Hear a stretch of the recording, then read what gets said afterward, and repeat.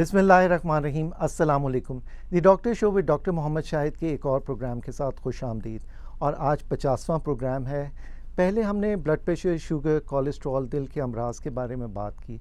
आज के प्रोग्राम में हम यूरिक एसिड के बारे में बात करेंगे और हमारी मेहमान शख्सियत हैं डॉक्टर नदीम नईम, जो कि कंसल्टेंट फ़िज़िशियन हैं और एंडोक्राइनोलॉजिस्ट हैं मेमन मेडिकल इंस्टीट्यूट कराची में। तो आज तफसील से डॉक्टर नदीम से बात करते हैं कि यूरिक एसिड पाकिस्तानी अवाम में क्यों बढ़ रहा है। अस्सलाम वालेकुम। अस्सलाम वालेकुम। कैसे हैं? अल्लाह का शुक्र है। अल्हम्दुलिल्लाह। डॉक्टर नदीम, ये बताएं कि यूरिक एसिड क्या होता है? देखिए, बेसिकली हम सब जानते हैं कि हमारी बॉडी सेल्स की बनी हुई है और सेल्स के अंदर न्यूक्लियर होता है जो सेल का सेंटर कहता है। ना सिर्फ हमारी बॉडी, बल्कि अगर हम बात करें पौधों की तो वो भी सेल्स के ही बने हुए होते हैं। अच्छा, उस न्यूक्लियर के अंदर बहुत ज़्यादा क्वांटिटी के अंदर एक कंपोनेंट होता है जिसे हम डीएनए या आरएनए कहते हैं। आप सबने सुना होगा। वो डीएनए और या आरएनए जब टूटता है तो वो टूट कर जिस चीज़ में कन्वर्ट होता है उसे यूरिक एसिड कहा जाता है। अच्छा। यानी अगर हम गोश्त खाएं या किसी भी किस्म के प्लांट्स लेते हैं तो उनके अंदर ज़ाहिरी बात है जब हमारी बॉडी उसे मेटाबोलाइज करती है, हाइड्रोलाइज करती है, तो उसके अंदर वो डीएनए और आरएनए टूटते हैं। जब वो टूटते हैं तो वो फिर यूरिक एसिड में कन्वर्ट हो जाते हैं। अब यहाँ तक कहानी तो ठीक थी। यूरिक एसिड उस क्वांटिटी में बनता रहे जिस क्वांटिटी के अंदर यूरिक एसिड इजीली एक्सक्रीट हो सकता है तो चल जाता है। लेकिन अगर वो क्वांटिटी क्रॉस हो जाए या फिर यूरिक एसिड आगे जाके टूटना ना शुरू हो पाए, यानी यूरिक एसिड आगे जाके खुद हाइड्रोलाइज ना हो पाए, तो उसका नुकसान ये होता है कि फिर वो जमा होना शुरू हो जाए। तो ये लेवल्स क्या होते हैं? ये क्वांटिटी कितनी होती है मर्दों में और ख़वातीन में? एग्जैक्टली देखिए, जहाँ तक हम लैब्स की बात करते हैं तो लैब्स के अंदर डिफरेंट रेंजेस लिखी होती हैं। यूजुअली फीमेल्स के अंदर कहते हैं कि यूरिक एसिड 6 से ज़्यादा नहीं होना चाहिए। मेल्स के अंदर कुछ लैब 7.2, कुछ लैब 7.6 तक कहती है। ये डिफरेंट एसेस की डिफरेंट रेंजेस होती हैं। लेकिन अगर मैं जनरली बात करूँ तो फीमेल के अंदर 6 से ज़्यादा अगर आए तो हम उसे हाइपर यूरिसीमिया कहते हैं, यूरिक एसिड का बढ़ जाना। मेल्स में अगर 7.2 से ज़्यादा है तो हाइपर यूरिसीमिया। इसकी वजूहात क्या होती हैं? हाँ, बड़ा अच्छा सवाल है। इसकी वैसे तो बहुत सारी वजूहत होती है, जिसमें एक वजह जैसे मैंने अभी डिस्कस की कि जेनेटिक, यानी आपकी बॉडी के अंदर यूरिक एसिड को हाइड्रोलाइज करने वाले एंजाइम्स ही नहीं है। हर तरह के, जैसे कोलेस्ट्रॉल होता है, बहुत सारे लोगों में फेमिलियल हाइपरकोलेस्ट्रोलीमिया होता है, यानी उनकी जिस्म के अंदर कोलेस्ट्रॉल को तोड़ने वाले एंजाइम्स नहीं होते। इसी तरीके से बहुत सारे लोगों के अंदर जेनेटिक कंपोनेंट इस तरीके से होता है कि उनके अंदर यूरिक एसिड को तोड़ने वाले एंजाइम्स नहीं होते।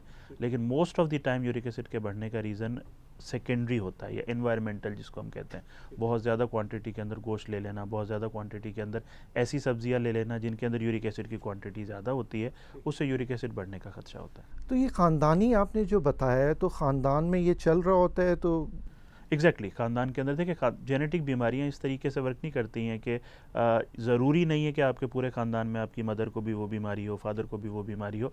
काफ़ी दफ़ा ऐसा होता है कि वो बीमारी मदर या फादर के अंदर किसी एक को होती है या दोनों में छुपी हुई होती है। वो जब आपके अंदर आती है तो वो बीमारी ज़ाहिर डोमिनेंट फॉर्म के अंदर आ जाती है और आपको पता चलता है कि अब वो आपको बीमारी हो गई। जैसे हम शुगर में पूछते हैं कि आपके ख़ानदान में तो नहीं है, तो यूरिक एसिड के बढ़ने में भी हमें पूछना चाहिए? एग्जैक्टली पूछना चाहिए। फैमिली हिस्ट्री, आप कोई भी बीमारी सिवाय कुछ इन्फेक्शियस बीमारियां अगर हम एक तरफ कर दें तो इसके अलावा जो भी मेटाबॉलिक बीमारियां होती हैं, even diabetes, even hypercholesterolemia, even blood pressure, तकरीबन हर बीमारी के अंदर कुछ ना कुछ जेनेटिक कंपोनेंट ज़रूर होता है, कुछ ना कुछ एनवायरमेंटल कंपोनेंट ज़रूर होता है। प्रॉबेबली यही रीज़न है कि हम जब अभी इवन अपने स्टूडेंट्स को पढ़ाते भी हैं तो फैमिली हिस्ट्री पे बड़ा एम्फेसाइज करते हैं कि जी फैमिली हिस्ट्री पूछनी है, फैमिली हिस्ट्री पूछनी है। उसके पीछे यही रीज़न होता है कि फैमिली हिस्ट्री के अंदर हम ये जानना चाहते हैं कि क्या ये बीमारी प्योर एनवायरमेंटल फैक्टर्स की वजह से है या इसके अंदर कोई जेनेटिक कंपोनेंट भी मौजूद है। सो ये सेकेंडरी कॉजेज़ जो हैं, खाने पीने के बारे में बताएं कि कौन सी ग़िज़ा से ये बढ़ जाता है? अच्छा, ये बड़ा इंटरेस्टिंग सवाल है। अगर हम जनरली बात करें तो जनरली शायद अक्सर आप डॉक्टरों से पूछेंगे तो वो आपको कहेंगे भाई गोश्त बंद है, ठीक है, हरी सब्जियां बंद है, ज़मीन के अंदर होने वाली सब्जियां बंद है, क्योंकि इनके अंदर बहुत ज़्यादा क्वांटिटी में यूरिक एसिड पाया जाता है। लेकिन अगर हम एविडेंस बेस्ड मेडिसिन की बात करें तो एविडेंस ये कहता है कि यूजुअली प्लांट्स बेस्ड फूड लेने से, चाहे उसमें यूरिक एसिड की क्वान्टिटी ज़्यादा हो, आपकी ब्लड के अंदर यूरिक एसिड नहीं बढ़ता। यही रीज़न है कि हम जो आज से 2 साल 3 साल या 4 साल पहले कहा करते थे कि भाई ये सब्जियां बंद कर दें, अब हम इस बात के अगेंस्ट चले गए। अब हम कोई सब्जी मना नहीं करते, चाहे कोई भी सब्जी हो जिसमें यूरिक एसिड की जो भी क्वांटिटी हो। एविडेंस बेस्ड मेडिसिन ये कहती है, 2-3 स्टडीज़ आई हैं बड़े अच्छे सैम्पल साइज़ के साथ, जो ये कहती है कि अगर आपकी बॉडी में यूरिक एसिड बढ़ा हुआ है और आप वो सब्जियाँ ले रहे हैं जिनके अंदर यूरिक एसिड बहुत ज़्यादा होता है, स्टिल आपकी बॉडी के अंदर, या प्यूरिन्स ज़्यादा होते हैं, स्टिल आपकी बॉडी में यूरिक एसिड की क्वान्टिटी नहीं बढ़ेगी। तो पीछे सिर्फ गोश्त रह जाता है। अब गोश्त के अंदर भी रेड मीट के अंदर ज़्यादा क्वांटिटी में प्यूरिन्स होते हैं तो रेड मीट ज़्यादा बढ़ाता है, वाइट मीट ज़रा कम बढ़ाता है, लेकिन गोश्त गोश्त ही होता है। हम जो लोगों को गोश्त मना करते हैं तो उन्हें लगता है कि शायद चिकन गोश्त में नहीं आता या फिश गोश्त में नहीं आती, तो वो भी गोश्त के अंदर आती है। उसके अंदर भी सेल्स होंगे, उसके अंदर भी न्यूक्लियर, ज़ाहिर बात है न्यूक्लिक एसिड्स होंगे जो कन्वर्ट होंगे। तो रेड मीट बंद है, मतलब कम क्वांटिटी में यूज़ करना है। वाइट मीट यूज़ कर सकते हैं लेकिन उसकी क्वांटिटी भी कम रखनी है। हमने जो ये आजकल आदत बनाई है ना कि रोज़ाना दिन में एक दफ़ा तो चिकन की कोई ना कोई डिश होती है। अब वही रीज़न है कि हर तीसरा मरीज़ फिर यूरिक एसिड के बढ़ने के साथ। और चने की दाल के बारे में क्या ख्याल है? बहुत से मरीज़ पूछते हैं। बिल्कुल बिल्कुल पूछते हैं। हम आज से पहले बंद किया करते थे, 2 या 2.5 साल 3 साल पहले हम बंद करते थे, दालें बंद कर दें। लेकिन अब स्ट्रिक्टली रिकमेंडेड है कि आप कोई भी सब्ज़ी दालें बंद करने की कोई ज़रूरत नहीं है, सिर्फ गोश्त बंद। डॉक्टर नदीम, ये बताएं कि कुछ दवाइयों से भी तो यूरिक एसिड बढ़ जाता है? बिल्कुल, कुछ ब्लड प्रेशर की दवाइयाँ होती हैं, कुछ और ऐसी दवाइयाँ होती हैं जो यूरिक एसिड को बढ़ाती हैं। ख़ासतौर पर इसमें मैं यहाँ जिक्र करना चाहूँगा एक दवाई जो अक्सर हम अपने मरीज़ों को दे रहे होते हैं, जिसे हम थायराइड्स कहते हैं। एक ब्लड प्रेशर की दवाई है जो पेशाब आवर अद्वियात के तौर पे काम करती है। तो जब भी हम वो दवाई अपने मरीज़ों को देते हैं तो हम स्ट्रिक्टली यूरिक एसिड के ऊपर नज़र रखते हैं, या फिर अगर हमारे मरीज़ ऑलरेडी हाइपरयूरिसीमिया के मरीज़ होते हैं तो फिर हम वो दवाई रिकमेंड नहीं करते। इसके अलावा भी बहुत सारी मेडिसिन आती हैं जो आपके डॉक्टर डेफिनेटली जब आपको देते हैं तो आपके यूरिक एसिड पर नज़र। तो अगर यूरिक एसिड बढ़े तो आपको दवाई बंद करनी चाहिए या दवाई शुरू करनी चाहिए कोई नई? अच्छा, ये डिपेंड करता है। अगर तो आप दवाई इजीली बंद कर सकते हैं तो आपको बंद कर देनी चाहिए, वो ज़ाहिर बात है आपका डॉक्टर ही डिसाइड करेगा। लेकिन अगर आप दवाई की कंपेलिंग इंडिकेशन मौजूद है, फॉर एग्जांपल आपका ब्लड प्रेशर पहली 2 फर्स्ट लाइनर से कंट्रोल नहीं हो रहा, अब आपको थायराइड देनी ही देनी है, अब थायराइड की प्राइमरी इंडिकेशन आ गई है, तो अब आप दवाई बंद नहीं कर सकते। अब बेहतर तरीका ये होगा कि आप दवाई बंद करने के बजाय और उसका फिर नुकसान सहने के बजाय आप उसको यूरिक एसिड के कम करने की दवाई दे दें। लेकिन अगर कोई कंपेलिंग इंडिकेशन नहीं थी, जैसे आपका ब्लड प्रेशर का पेशेंट आया, आपने स्ट्रेट अवे जनरली जैसे हम लोग देते हैं ना कि 2 ड्रग से शुरू करना है, तो हमने 2 ड्रग स्टार्ट कर दी जिसमें एक थायराइड डायूरेटिक थी। लेकिन हमें पता है कि अगर हम थायराइड नहीं भी देंगे तो हमारे पास option number 2, option number 3, option number 4 मौजूद हैं। ऐसी सूरत में फिर हम रिकमेंड ये करते हैं कि आप वो दवाई बंद कर दें जो यूरिक एसिड बढ़ा रही है, उसकी जगह दूसरी दवाई दें। डॉक्टर नदीम नईम, ये बताएं कि यूरिक एसिड बढ़ने से नुकसानात क्या होते हैं? देखिए, यूरिक एसिड के 2 तरह के नुकसानात होते हैं। एक प्राइमरी नुकसानात होते हैं यानी यूरिक एसिड के क्रिस्टल्स का जमा हो जाना, और दूसरे सेकेंडरी नुकसानात होते हैं यानी यूरिक एसिड की वजह से कार्डियोवैस्कुलर और मेटाबॉलिक डिजीज़ का बढ़ जाना। अगर मैं प्राइमरी नुकसानात की बात करूं तो uric acid basically crystal form के अंदर जाके आपके जोड़ों में बैठ जाता है, आपके टेंडेंस में, लिगामेंट्स के अंदर बैठ जाता है। इसे हम गाउट कहते हैं। उसके अंदर ये होता है कि स्लोली एंड ग्रेजुअली, ज़ाहिर बात है क्रिस्टल का काम ये होता है कि वो डिस्ट्रॉय करता है, वो आपके जॉइंट्स को डिस्ट्रॉय करना शुरू कर देता है। जब वो जॉइंट को डिस्ट्रॉय करता है तो ऑटोमेटिकली आपको सबसे पहले जोड़ों का दर्द शुरू हो जाता है, जो घुटनों में हो सकता है या मोस्ट इंपॉर्टेंटली आपके पैर के बड़े अंगूठे में हो सकता है। फिर अगर आप उसको ज़्यादा लिफ्ट नहीं कराएंगे और यूरिक एसिड बढ़ा रहेगा तो वो फिर आपके जॉइंट को डिफॉर्म कर सकता है, जो कि एक इरिवर्सिबल कंडीशन होती है। यानी ऐसा नहीं होता कि फिर वो दवाइयों से ठीक हो जाए, ऐसा पॉसिबल नहीं होता। ये प्राइमरी की बात हो रही है। दूसरा, यूरिक एसिड पत्थरी भी बना सकता है। तो अगर बहुत ज़्यादा क्वांटिटी में आपकी बॉडी में यूरिक एसिड होगा जो यूरिन के ज़रिए जाएगा तो उसका नुकसान ये होगा कि वो फिर जाके आपके गुर्दों में पत्थरी बनाने का बायस बनेगा। सो डॉक्टर नदीम, ये अभी प्राइमरी की बात करते हैं। सो प्राइमरी में आपने गाउट की बात की। अगर किसी को गाउट हो जाए तो कैसे ट्रीट करते हैं ऐसे मरीज़ को? देखिए, गाउट में 2 तरीके का होता है। एक डिफॉर्मिटी नहीं डेवलप भी हुई है, उसको ट्रीट करना ज़रा सा आसान होता है। अब उसमें 2 चीज़ें आती हैं। अक्सर लोग क्या करते हैं कि जैसे ही वो देखते हैं कि गाउट हो गया है तो वो बिना कोई इनसेट दिए या बिना कोई पेन की या इन्फ्लेमेशन की मेडिसिन दिए यूरिक एसिड के अगेंस्ट मेडिसिन स्टार्ट कर देते हैं। उसका नुकसान ये होता है कि वो गाउटी आर्थराइटिस और ज़्यादा बढ़ जाता है। तो ये रिकमेंडेड है कि जब भी आप देखें कि आपकी जिस्म के अंदर कोई फूला हुआ जॉइंट मौजूद है जो गाउटी लग रहा है आपको और आपने यूरिक एसिड कराया, वो बढ़ा हुआ भी आया है, तो आप कवर हमेशा देंगे, एनसेट का कवर या किसी ऐसी गोली का कवर जो कि उस इन्फ्लेमेशन को कम करेगी। उसके साथ फिर आप यूरिक एसिड कम करने की गोली देंगे। बाद में हाँ, पहले ये कहा करते थे कि जी आप पहले एनसेट दे दें और उसके बाद फिर यूरिक एसिड कम करने की गोली दे दें। लेकिन अब जो रिकमेंडेशन आती है रेमेटोलॉजी की, वो ये कहती है कि नहीं, आप एक साथ स्टार्ट कर सकते हैं। दोनों स्कूल ऑफ थॉट अभी भी अवेलेबल हैं। कुछ कहते हैं कि पहले आप 1 हफ्ते के लिए एनसेट दे दें, इन्फ्लेमेशन ज़रा कम हो जाए, फिर यूरिक एसिड कम करने की गोली दे दें। दूसरा स्कूल ऑफ थॉट ये कहता है कि आप दोनों को एक साथ स्टार्ट कर दें। लेकिन जो रिसेंट रिकमेंडेशन है वो यही कहती है कि अगर आप दोनों को एक साथ भी स्टार्ट कर रहे हो तो क्योंकि आपने इन्फ्लेमेशन का कवर दे दिया तो इन्फ्लेमेशन के बढ़ने के चांसेस नहीं। बेहतर तो ये है ना कि हो ही ना इन्फ्लेमेशन। ये तो सबसे ज़्यादा इंपॉर्टेंट है ना। अगर प्रिवेंशन सबसे बेहतर होती है, भले डायबिटीज़ है, हाइपर कोलेस्ट्रोलीमिया है, हाइपरटेंशन है, ओबेसिटी है या फिर यूरिक एसिड है, प्रिवेंशन से बेहतर तो कुछ भी नहीं। यूरिक एसिड की दवाइयाँ कब शुरू करें? हाँ, इसके ऊपर बहुत सारे स्कूल ऑफ थॉट है। अक्सर मैंने देखा है कि लोगों का यूरिक एसिड 6 आया नहीं और फीमेल्स में, और डॉक्टर साहब ने जो है ना यूरिक एसिड की मेडिसिन स्टार्ट कर दी। इसमें देखें स्पेसिफिक इंडिकेशंस आती हैं। स्पेसिफिक इंडिकेशंस क्या कहती हैं? अगर आपकी बॉडी में यूरिक एसिड की वजह से कोई कॉम्प्लिकेशन नज़र नहीं आ रही है, यानी कोई स्टोन नहीं है, कोई जॉइंट पेन नहीं है, कोई गाउटी आर्थराइटिस नहीं है, तो आप 8.5 से कम यूरिक एसिड पे मेडिसिन शुरू नहीं कर सकते। जैसे हम लोग 6 पे शुरू कर देते हैं, या मेल में 7.25 देखा हमने और स्टार्ट कर दी, कोई इंडिकेशन नहीं है। अगर जिस्म में कोई कॉम्प्लिकेशन नज़र नहीं आ रही है, अगर जिस्म में कोई कॉम्प्लिकेशन नज़र आ रही है, जैसे गाउटी आर्थराइटिस नज़र आ रहा है या फिर स्टोन्स होना शुरू हो गए हैं, तो फिर डेफिनेटली आपको जैसे ही रेंज क्रॉस होती है आपको यूरिक एसिड की मेडिसिन स्टार्ट करनी पड़ेगी। और खाने तो पीने ये में दो चीज़ें, खाने पीने में परहेज़ तो सबसे इंपॉर्टेंट है ना।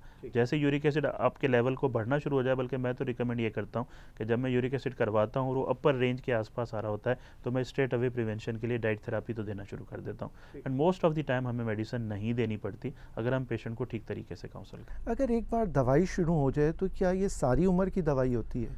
देखें इसके अंदर भी दो चीज़ें हैं। अगर हम रिकमेंडेशन की बात करें, रिकमेंडेशन यही है कि आपको लाइफ लॉन्ग देनी है। ये रिकमेंडेशन है बिल्कुल क्लियर, जैसे शुगर की दवाई है लाइफ लॉन्ग देनी है। आप किसी भी रेमेटोलॉजी की रिकमेंडेशन को देखेंगे ये लिखा होगा।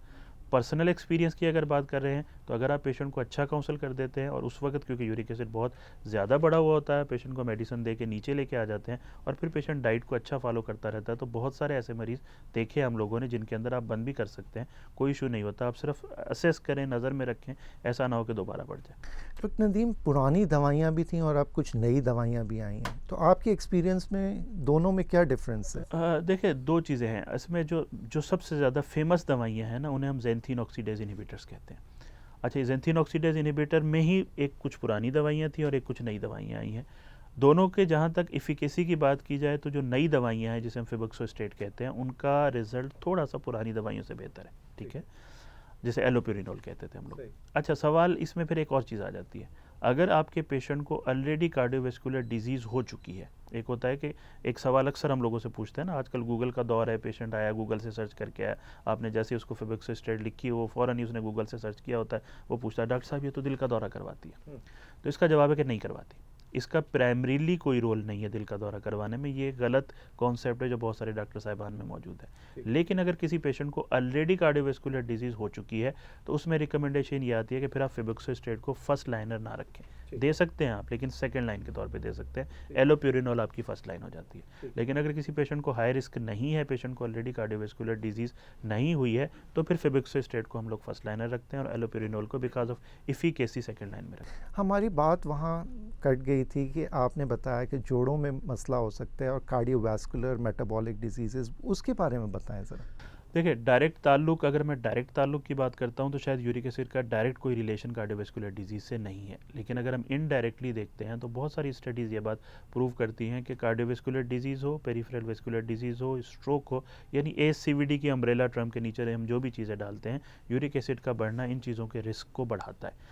बहुत सारे पैथोफिजियोलॉजिकल मैकेनिज्म है इसके बिहाइंड, लेकिन ये बात प्रूवन है कि इंक्रीज़ इन यूरिक एसिड, चाहे वो आप डायबिटिक हैं या फिर आप हाइपर कोलेस्ट्रोलीमिया के पेशेंट हैं या आप हाइपरटेंशन के ब्लड प्रेशर के पेशेंट हैं, तो आपको कार्डियोवैस्कुलर रिस्क, यूरिक एसिड बजाते खुद एक इंडिविजुअल फैक्टर है जो कार्डियोवैस्कुलर रिस्क को बढ़ा सकता है। आपके तजर्बे में ये बात नहीं देखी गई कि डायबिटिक और ब्लड प्रेशर वाले मरीज़ों में यूरिक एसिड बहुत बढ़ रहा है? हाँ, असल में इनडायरेक्टली दोनों का रीज़न तकरीबन एक ही होता है। ज़्यादा क्वांटिटी में जंक फूड ले लेना, जिसके अंदर हम डेफिनेटली ये गोश्त लेना, चिकन लेना, चर्बी लेना, तो वो ऑटोमेटिकली, अगर आपकी एक आदत ख़राब है ना, वो कहते हैं ना कि अगर आप सिगरेट पी रहे होंगे तो शक होता है शायद आप चरस भी पी रहे होंगे। इसी तरीके से हम यहाँ भी देख लेते हैं कि अगर आप ज़्यादा जंक फूड खा रहे होंगे तो शक है कि आप फिर चिकन भी ज़्यादा खा रहे होंगे, गोश्त भी ज़्यादा खा रहे होंगे, बाहर की चीज़ें, क्योंकि जंक फूड में ज़ाहिर है वो आलू की सलाद तो देंगे नहीं ना आपको। मोस्ट ऑफ द टाइम यही चीज़ें होती हैं, तो पैरेलल चलती हैं ये चीज़ें। जैसे हम कहते हैं ना कि डायबिटीज़ का रिलेशन हाइपरटेंशन से है क्योंकि एक मेटाबॉलिक बीमारी है, हाइपर कोलेस्ट्रोलीमिया से है क्योंकि एक मेटाबॉलिक बीमारी है। यूरिक एसिड बजाते खुद मेटाबॉलिक सिंड्रोम का कंपोनेंट नहीं है, यानी इसकी पैथोफिजियोलॉजी डायरेक्टली वही नहीं है जो डायबिटीज़ की है या हाइपरटेंशन की है।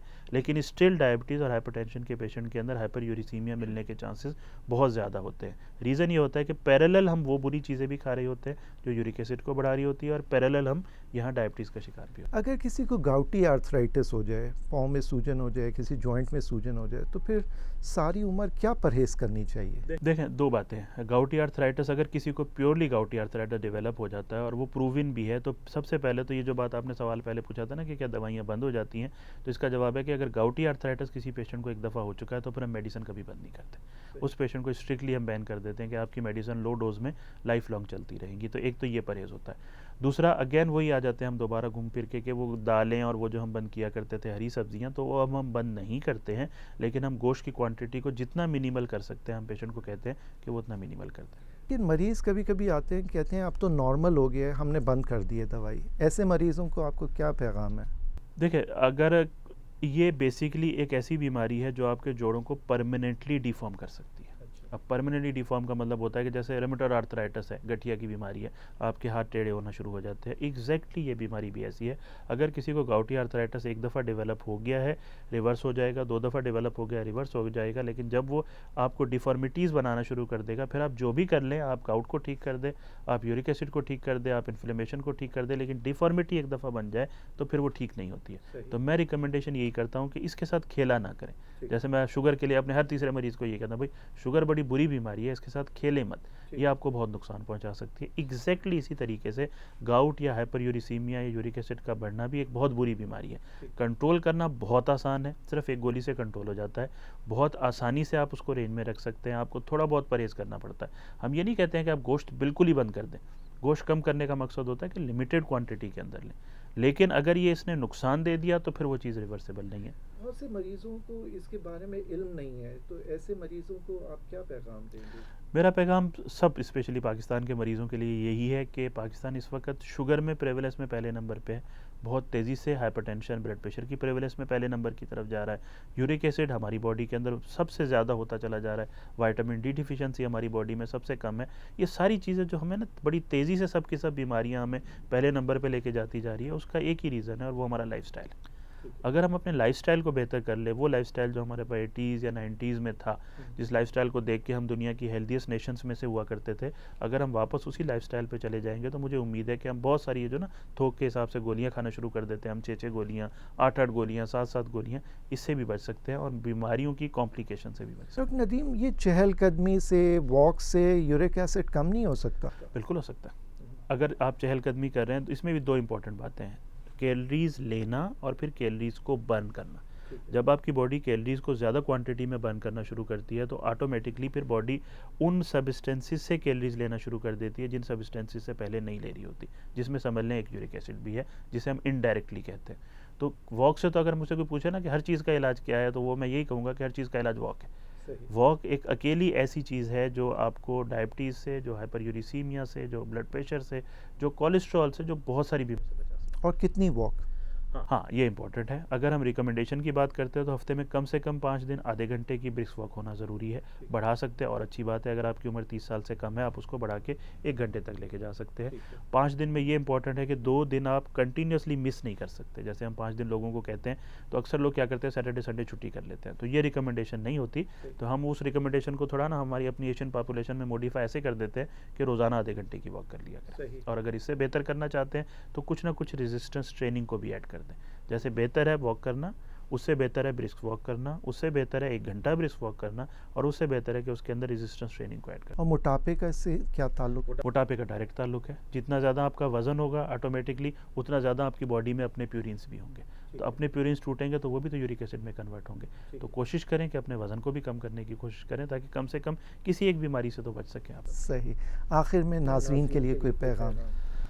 देखें, इस वक्त मेरा स्पेशली मैं जब भी जाता हूँ किसी प्रोग्राम में तो मेरे सामने जो सबसे ज़्यादा आ रहे होते हैं ना वो अपनी फ्यूचर जनरेशन आ रही होती है कि चलें हम तो अब अपनी ज़िंदगी कुछ ना कुछ तो गुजार ही चुके हैं, लेकिन हमारे बच्चे बड़ी तेज़ी से ये बीमारियां डेवलप करते जा रहे हैं। मोटापा हो गया, शुगर हो गई, कोलेस्ट्रॉल हो गया, यूरिक एसिड हो गया, और ये वो जनरेशन है जिन्होंने आगे जाके इस मुल्क को अपने कंधों पे खड़ा करना है।